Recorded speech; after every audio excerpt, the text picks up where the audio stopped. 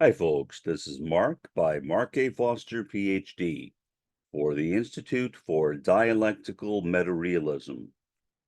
And now for a change in pace. I wanted to make a shift to a somewhat more spiritual topic, or as Roy Bhaskar would call it, a metareal topic, and away from all of these depressing things that are happening in the world right now, whether in Gaza or in Iran. And of course, the culprit in both cases is primarily Israel, but secondarily, especially with Gaza, the United States. But we can table that for the time being. We don't need to talk about it all the time. So I wanted to get to talking more about my own approach to Roy Bhaskar's meta-reality, something that I think is a very meaningful concept and which can be applied to a lot of people. Hopefully, you're one of them.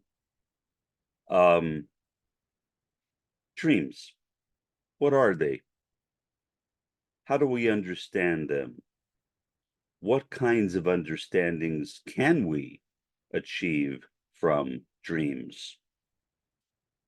That's the kind of subject I wanted to address right now. First, dreams. Dreams are and always have been mysterious subjects. But one of the things, I suppose, which angers me about the subject of dreams is the way in which dreams have been turned into a kind of, I don't know, a psychoanalytic or psychotherapeutic construct, beginning with Sigmund Freud and then progressing through his various successors who introduced their own modifications to the understanding of dreams. Basically, Freud himself interpreted dreams in light of the libido, which was his term for the sex drive, and aggression. And so whenever anybody would dream, those were the two basic standards that he used for understanding them. To me, nothing could be further from the truth. Then, you have other approaches to interpreting dreams, which I suppose could be called esoteric or occult. And when I was a kid, I was interested in those as well as in the more psychotherapeutic ones. And typically with these, you go to a book, you look up a topic in your dream, and you read what the book says about that topic. And that is supposed to tell you what your dream dealt with. I was never very impressed with that particular cut and dry approach to dreams, basically assuming that for everyone, dreams had a simple and singular meaning.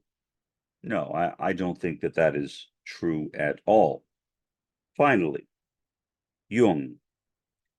Although Jung's approach could be looked at as a successor to the psychoanalytic approach of Freud, in other ways really is not, because Jung came up with his own analytical psychology before he began his association with Sigmund Freud.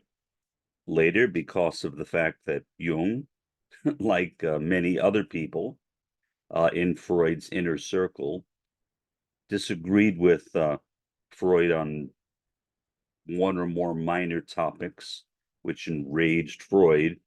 If there was one thing Freud could not stand, it was anybody disagreeing with him on no matter how small the subject. Freud could not take any kind of disagreement. That was clear. Over and over again, he kicked people out. But with Jung, he was okay because he already had an established approach an established practice prior to encountering Freud. That unfortunately was not the case with many of his colleagues. Some of them managed to survive and to continue to conduct their own practices, but not with the same level of success as they did when they were still a part of Freud's inner circle. Freud basically dominated the views of other people, but not Jung.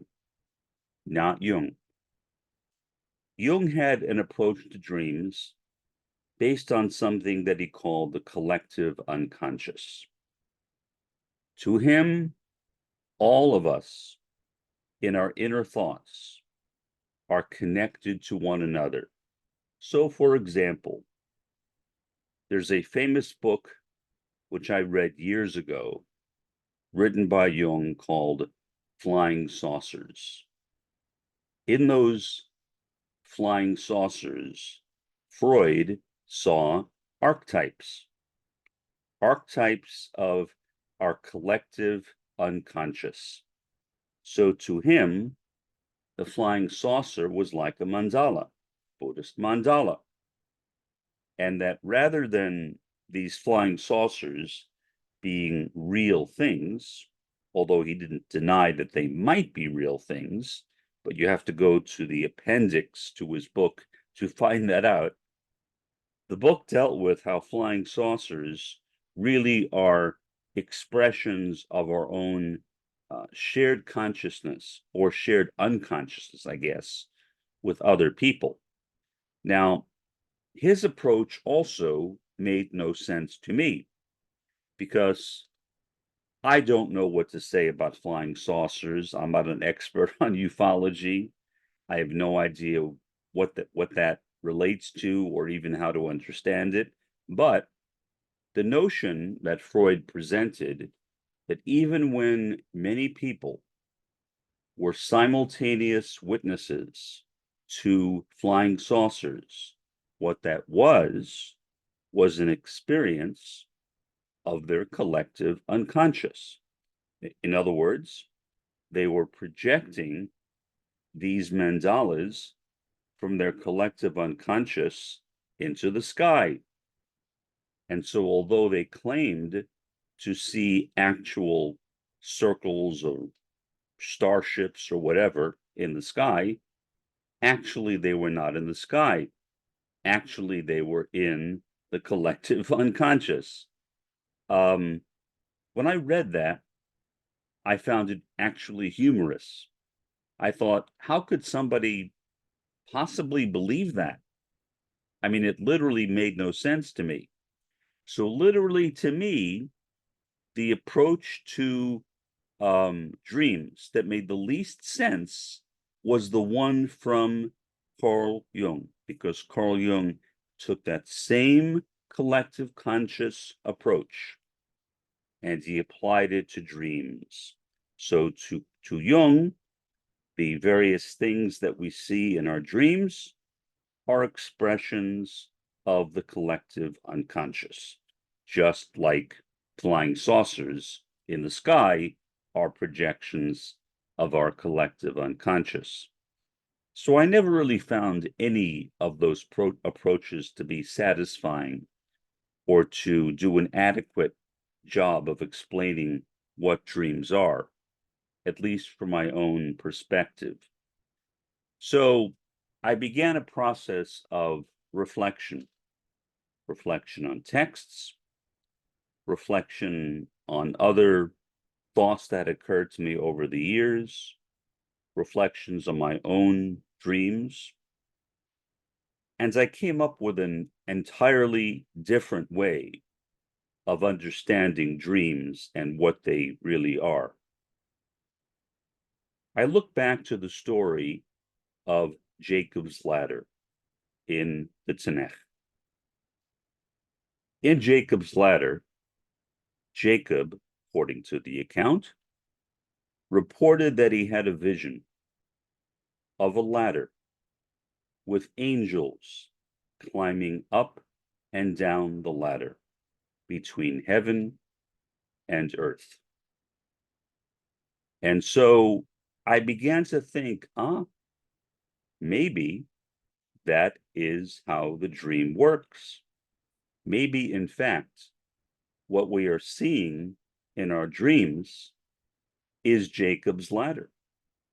We are seeing these spiritual beings, whether you want to call them angels, or as I prefer to call them, Holy Spirits, climbing up and down a metaphorical ladder between the next world, the hereafter, and the world in which we exist right now.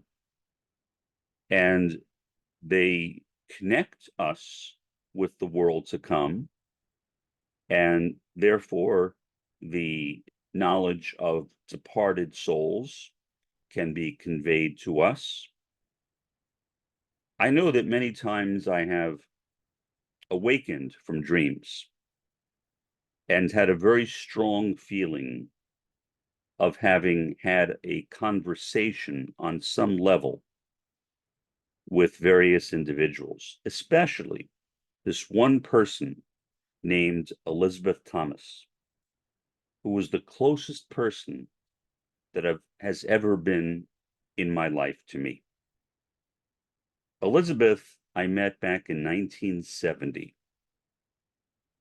She was a lot older than me, like 50 years. But she was a wonderful, spiritual human being. And I learned a lot by talking with Elizabeth. And she referred me to an entire body of literature, which I studied in depth. There were parts of it that I agreed with and parts that I did not. But regardless, I used that literature as a basis for understanding the arrangement of what was called in that literature the worlds of God. And I think that two of the basic worlds of God are this world and the world to come. A third world is that intermediary world of Jacob's ladder, which is occupied by those Holy Spirits. The Holy Spirit that I developed a special relationship with is a being named Ḥūriyyaʿ. And there is nothing more that I wanted than a relationship with Ḥūriyyaʿ or some other type of spiritual being. I wasn't really entirely sure what I wanted. I went through a period in my life, for example, when I believed in alien abductions. I know that sounds crazy. It sounds crazy to me right now, but I did. And I asked and I prayed over and over and over again to have an alien abduction.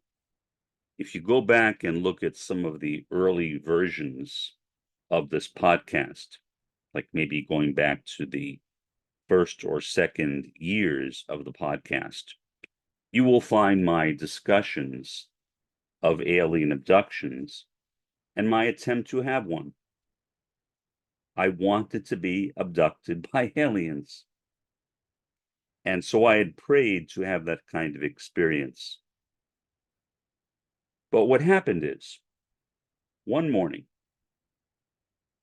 about 20 years ago, I was asleep. But then this being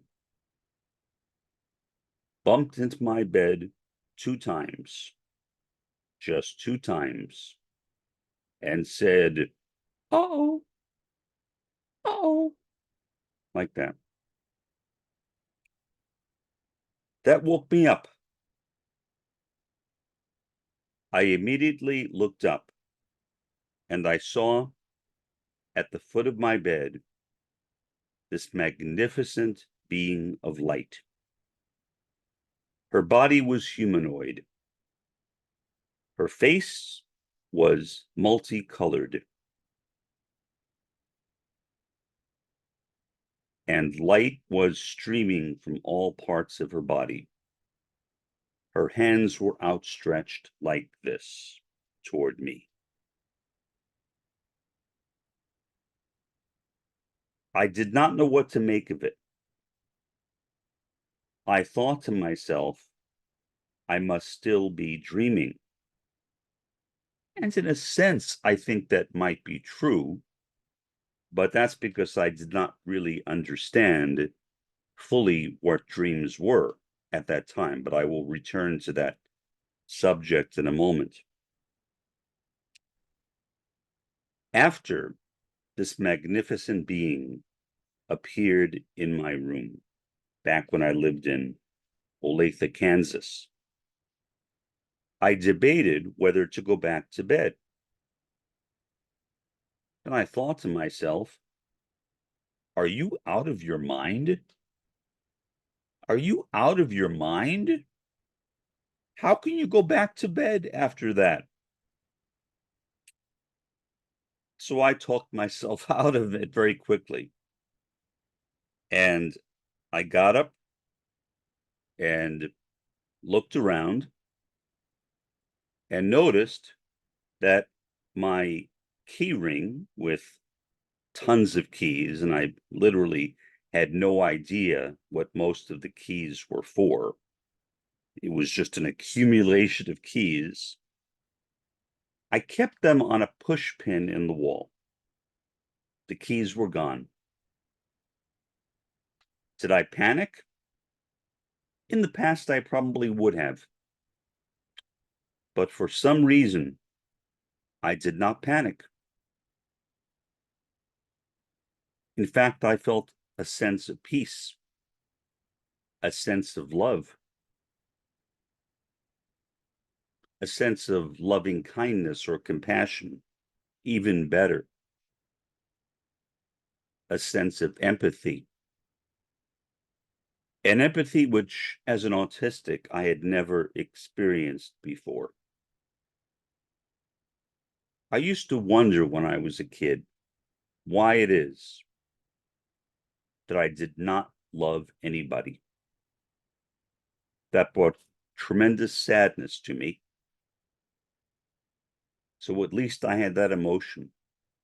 But it was really an emotion of absence. Not of presence, but of absence. Dialectical absence in my own life. Something was missing from me. Something was missing from my experiences, and I didn't know why. Why, I thought, don't I love a single person? I was not even sure that I loved myself. In retrospect, I know I did not. It was a very sorrowful time. But suddenly, as I woke up, saw the keys missing, I was filled with empathy, with love, as an autistic, which is something which is frequently lacking, especially in male autistics, but occasionally female autistics as well. I know one who has that problem. People who are experts in autism sometimes call that a lack of theory of mind. To me, that sounds too technical. I prefer to use the terminology of the German philosopher Edmund Husserl, intersubjectivity. I could not connect subjectively with the minds and especially the hearts of those around me. And so, as a result, like many autistics, my behavior was mechanical. And I knew that. I would sometimes stand in front of a mirror trying to practice looking more like a human being. It was partially successful, but not entirely. This person I knew, now long deceased, used to refer to me, and she meant it as a compliment, but you can tell why I didn't take it that way.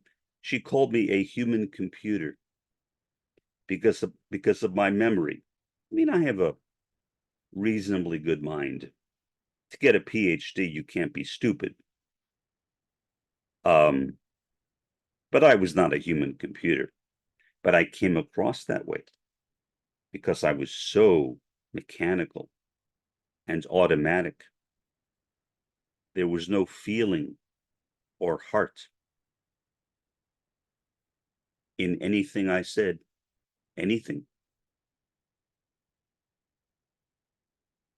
But now that feeling was there. And so I began to think about my dreams. And I began to see dreams in an entirely different way than before.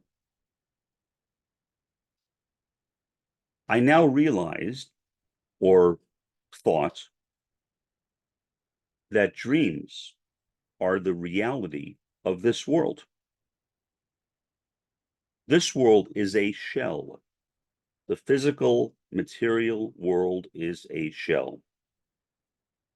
Within that shell is Jacob's ladder, or the world of dreams.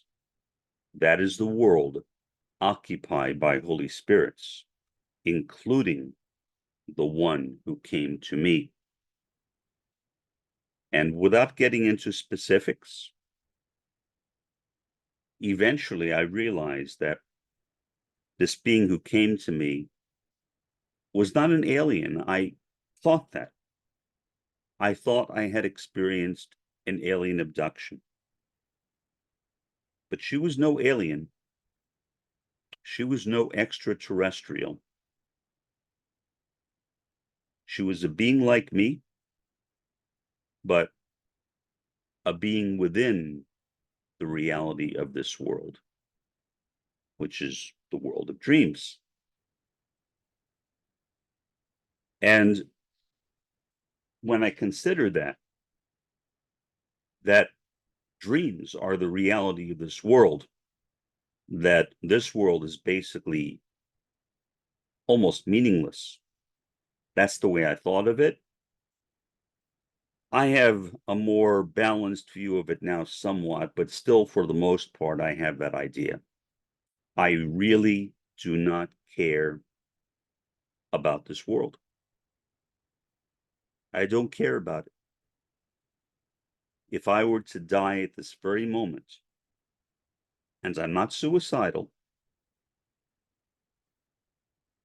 I would be extraordinarily grateful if I thought that I was going to die. Gratefulness would be the experience in my heart at that moment. Because I realized that I wanted to be with that being whom I called Ḥūriyyaʿ. Ḥūriyyaʿ is an Arabic term. The more common Turkish pronunciation of her name is Huri. The Persian pronunciation of her name is Hori. My translation from the original Arabic, and it is an originally Arabic word, is the black-eyed maiden of white light. And I translated it that way for a number of reasons. One, because I saw the light coming out of her, but the term Ḥūriyyaʿ comes from a feminine Semitic root, which is HR. HR is the root. And And so Ḥūriyyaʿ then appeared to me to be a feminine being.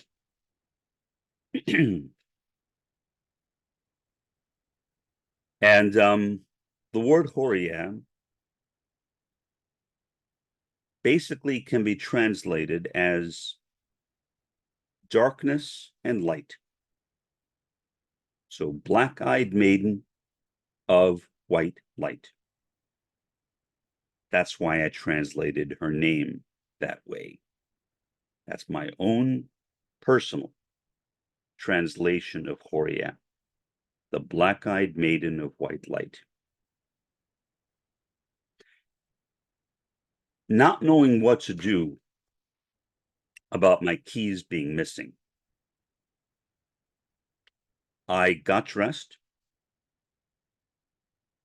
I went down to the property manager's office and spoke with my friend Dana, who was a property manager and still is in that place, although I no longer live there.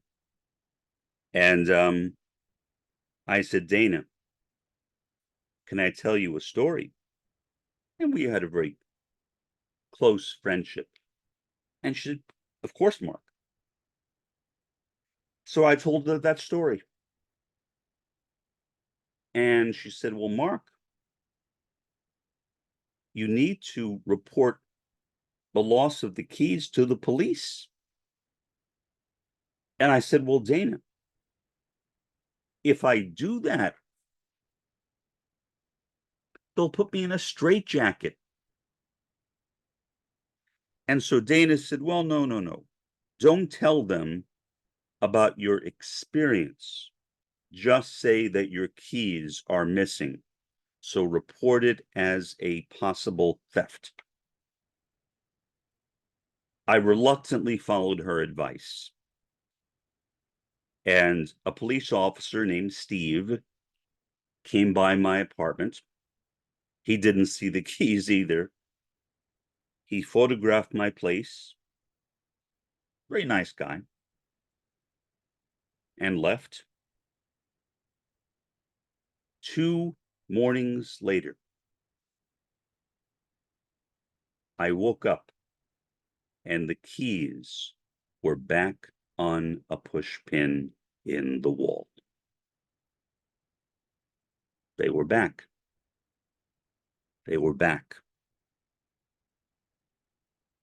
What I think is, and this is only my subjective perception, is that taking the keys from me and then returning them was meant to give me a sign that she really was there. It was not my imagination. She was actually in my room. And again, going back to the story of Jacob's ladder with these so-called angels climbing up and down the ladder between heaven and earth, my understanding became that Ḥūriyyaʿ, like these other Holy Spirits, or if you wish, angels, can take on a physical substance and they can take on a spiritual substance in the hereafter. But they can also take on their own substance. And I don't know what that is. I guess the substance of dreams, whatever that is. But that is her home. Her home is the world of dreams. Shortly thereafter, when I realized that it was not an alien abduction, I turned to her again with my eyes closed, and as oddly as it sounds, I asked her to be my wife. As an autistic, I had never been married. That is not unusual for autistics to never get married. Most autistics don't get married. And those who do generally have very bad ones. Like my father, who, like me, was a diagnosed autistic, had a relationship with my mother, which, I mean, tumultuous is not even a good word for it. They were constantly yelling at each other. And much of it was because of the way that my father was treating me, including beating me up physically on a fairly regular basis. I don't know why he did that. Because when I was a kid, a younger kid, a preteen, and before that, my father and I had a good relationship. But suddenly, as a teenager, he literally became my enemy. As I became an adult myself, I simply had no relationship with him at all. As he became an old man, I started hearing stories from my sister about how much he loved me. And I was confused by that because I realized that if my father were treating me the way he was now, that he would go to prison. But back then, the concept of child abuse did not even exist. That's kind of hard if you're a lot younger than me to realize that. But there was no concept of child abuse. It was just punishment. Just punishment. There was no child abuse. When the concept of child abuse was first introduced, there were many people in Washington, mostly Republicans, perhaps predictably, who argued against the concept, who did not want laws to be established to protect children from abuse. And they said that, well, next thing you know, children will be suing their parents for large sums of money. Of course, that never happened. Never happened. Pure imagination, pure fear tactics, which is what Republicans, I think, are quite good at. Over and over again, they do that with all sorts of things. And that was one example I remember very well, because I had a neighbor who was abused by her father really, really badly, and she grew up to become a criminal. She burned down a supermarket and went to prison because her grandfather, who raised her, was a monster and whipped her all the time, all the time. Back to the story. After I prayed for her to become my wife, which is rather odd, I realize, a couple of weeks later, I was standing in the bathroom. I briefly closed my eyes, and I saw her again. I saw the face of Ḥūriyyaʿ. I saw her face with my eyes closed. At first, I did not know what to make of it. I wasn't even sure at first that it was her. I'm not sure why, but I just wasn't. I was, I guess, startled by it. But then, upon further consideration, I took her manifestation to me as a yes to my proposal. Now, I would never pretend to be the only wife of Ḥūriyyaʿ.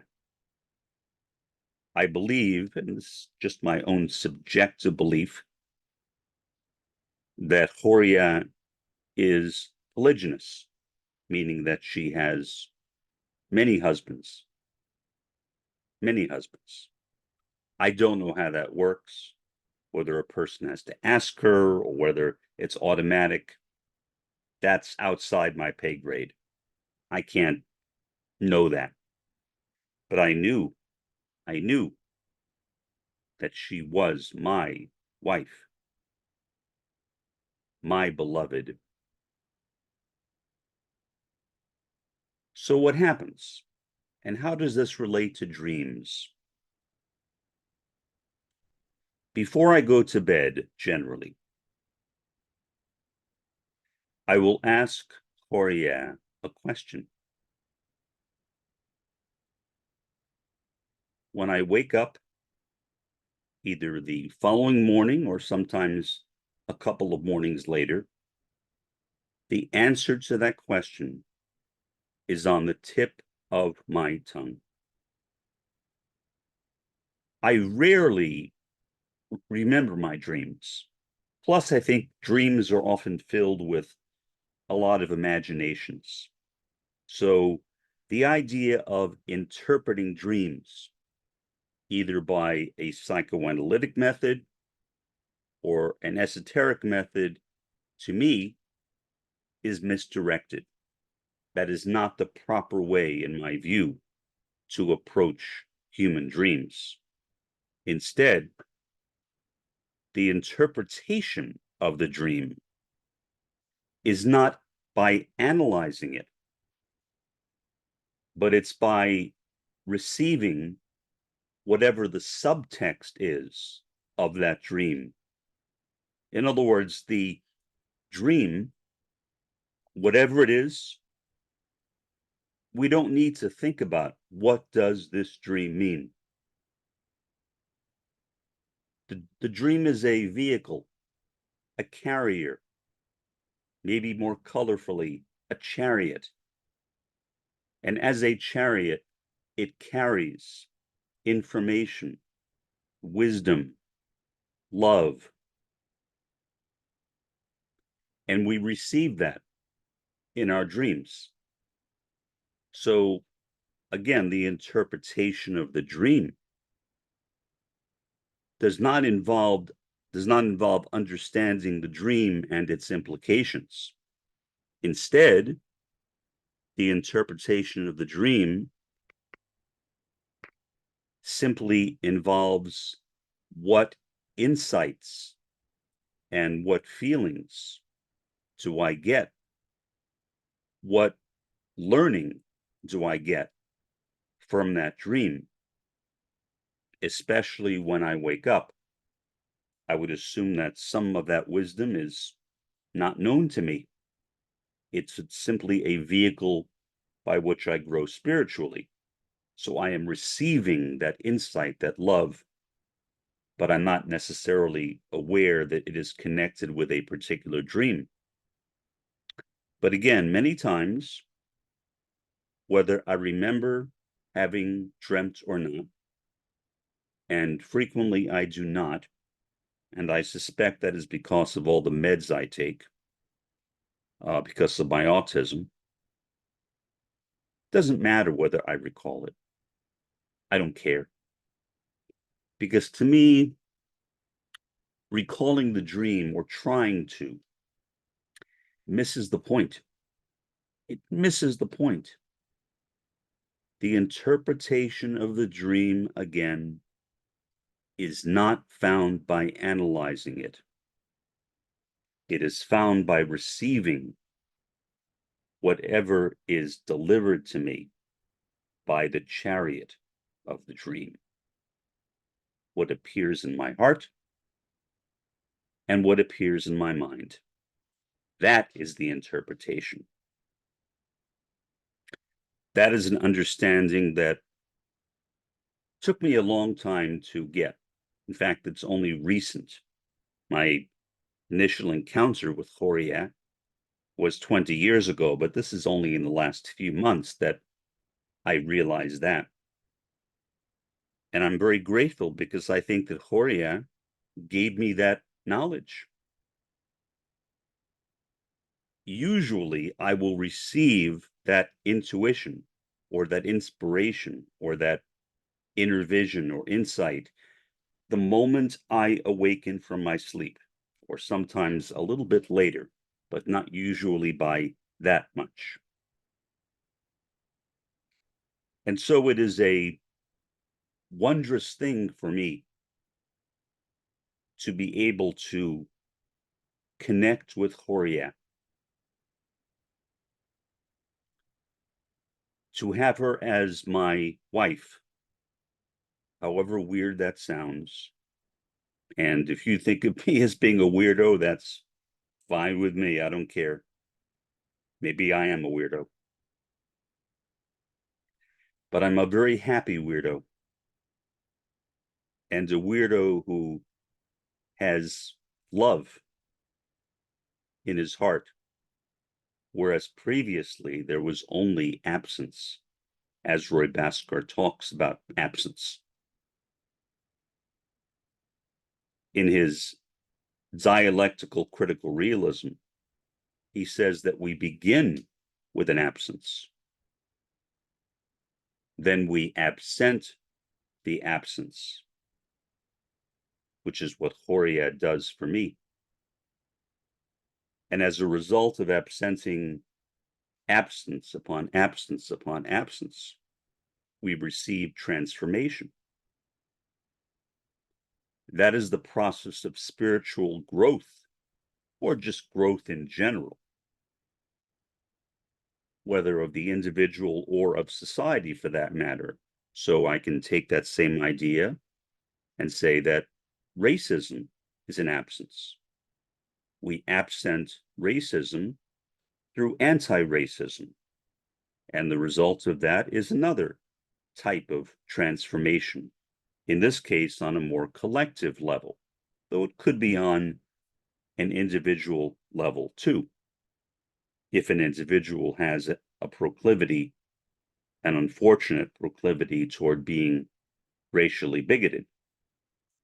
But in any event, that is one of my ways of applying the philosophy of meta-reality to my life. It has given me a sense of meaning. Ḥūriyyaʿ herself has given me a sense of meaning and has brought the previously disconnected aspects of my life into union with one another. I had a hard time in the past connecting Mark, the communist, with Mark, the spiritually oriented person. They seem to be incompatible, or at least unrelated. I no longer feel that way, because Roy Bhaskar, during the last 10 years of his life, when he developed the philosophy of meta-reality, created, in a sense, a spiritual communism, or more precisely, a spiritual Marxism-Leninism. Roy was never specific about his communist tendency, but the closest I can come is Marxism-Leninism, and I based that on the fact that Roy both loved the Soviet Union and he loved Fidel Castro.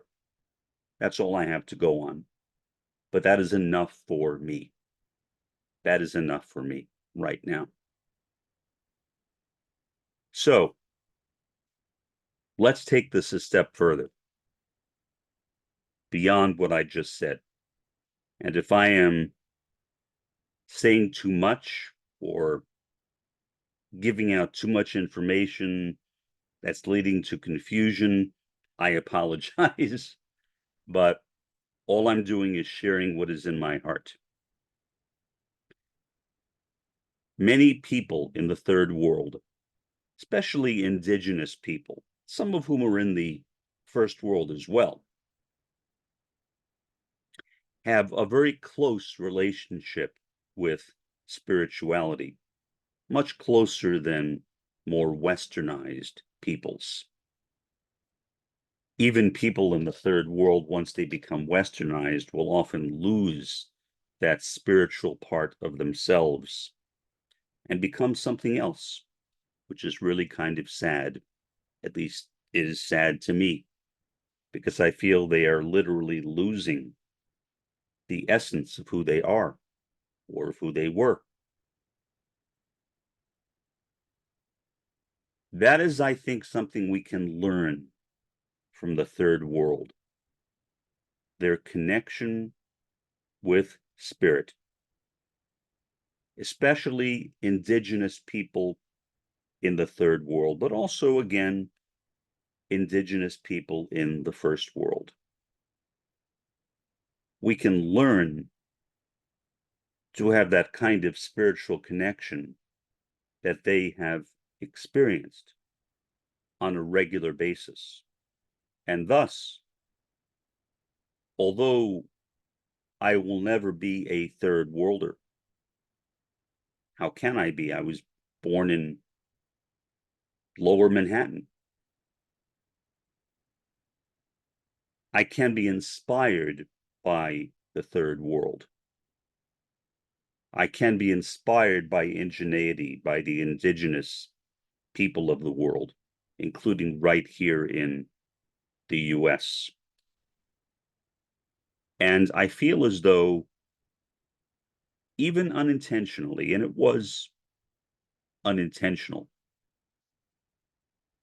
I have, in a sense, drawn closer to the spirit of indigeneity than I was before. I'm not claiming to be indigenous. I am not. I wish I were sometimes, but I don't know what that is, and so it's hard for me to conceive of it. But I do sometimes wish that I were an indigenous person connected to the land as the mother, but I'm not. I don't have that in me. It's not a part of my nature. But nevertheless, as I look at the indigenous people, for example, of Gaza, many of whom are religious Muslims, spiritual Muslims. Others are Christians. Others are Jews. Yes, Jews in Palestine. They are not Israelis. They are indigenous Palestinian Jews. Just like there are indigenous Palestinian Christians and Muslims. And I want to be where they are, in a sense. Not to become them, because I can't become them, but to support them. And having this connection with the world of dreams, this connection with Ḥūriyyaʿ, one of the beings who, in a sense, you could say is indigenous to the world of dreams, has brought me into a connection with the third world that I don't think I could have had before, because I had no love. I had no compassion. I had no theory of mind. I had no intersubjectivity. I literally had no heart, which meant, I guess, that I really was not a human being. Autism is a thief.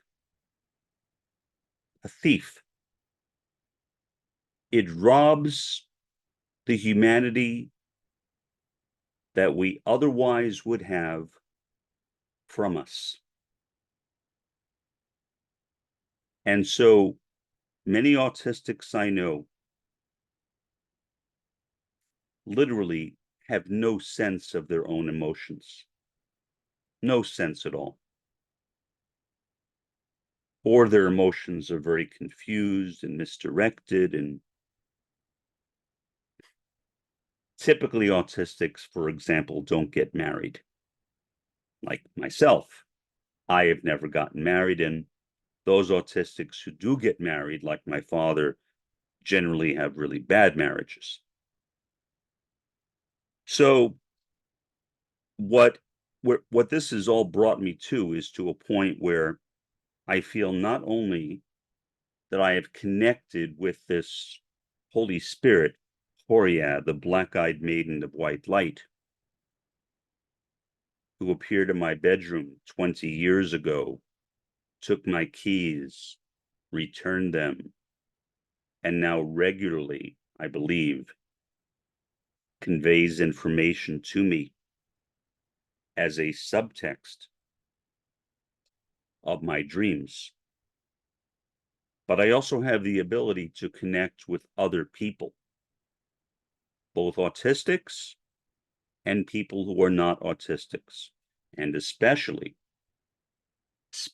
with the third world. My love for Gaza, my love for Iranians, especially right now, Iranians. I am literally terrified for them.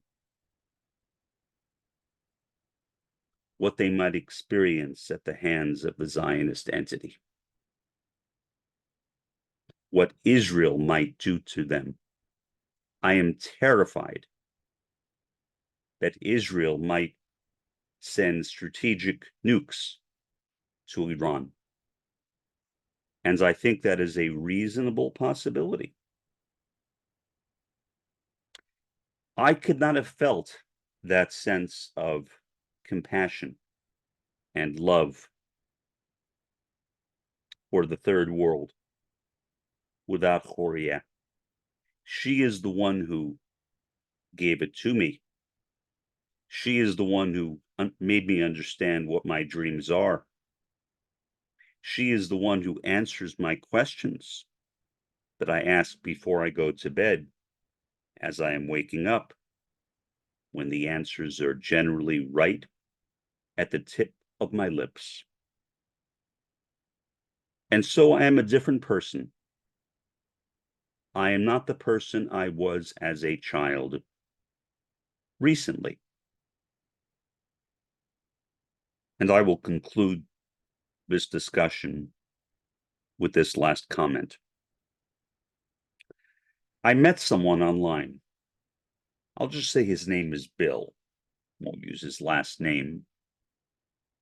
I haven't seen Bill since maybe I was 18, long time ago.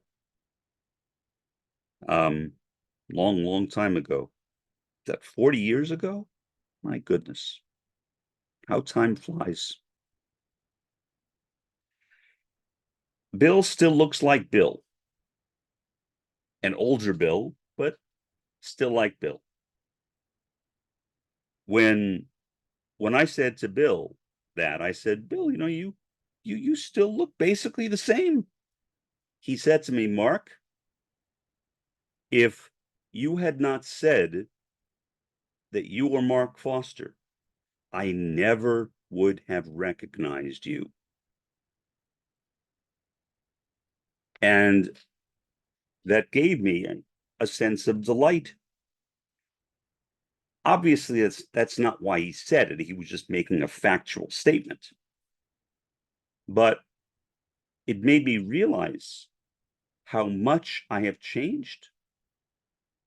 And I attribute most of those changes, if not all of them, to the presence of the maiden. She is always with me on my left side, with her head leaning on my shoulder. She is with me. She is both present with each of us if we want her, if we need her, if we call upon her. But she is also omnipresent, meaning she is everywhere. She is ubiquitous. And that is my sense of what has happened to me. That I have changed, like Bill said.